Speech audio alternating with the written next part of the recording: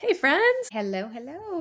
We are dropping this very minuscule little podcast episode today to let you know that we are making a small little pivot temporarily into a fun little sub series, if you will, of Holy Wild Birth. Yes. So we are going to be really focusing on our mamas. We know that we've really nourished our birth worker listeners, and we really want to just focus on some short, frequently asked questions that home birthers have or home birth mamas might have. And we're definitely going to, they're just going to be short, 10 to 30-minute, just like rapid fire asking answers to questions, kind of off the cuff, kind of how we answer the moms that we serve, or when we get the random text message question. You're going to get to hear like, Hmm. how do we answer these questions? So I'm kind of Yeah, excited about it, and I think it'll be a fun little pivot to really nourish our mama listeners out there. absolutely.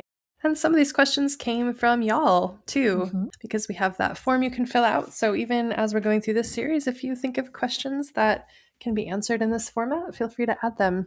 That Yeah. link is in the show notes. So we're interested and excited to have this kind of conversation with our listeners by responding Yeah. to listener submitted questions and topics. Yes, absolutely. And even though we are going to be answering it from a place of like, what does the mom need to hear, the one who's giving birth need to hear, how do they want to, that's the who we're talking to. But if you're a birth worker, I would encourage you to, stay listening in. You're going to hear how we answer this question. You might be able to know, like, oh, okay, I want to be able to send this out to my own clients, or kind of pick up tips and tricks of how you might want to answer this question when they come your way, because most of these Yeah. are things that come up in my prenatals every time.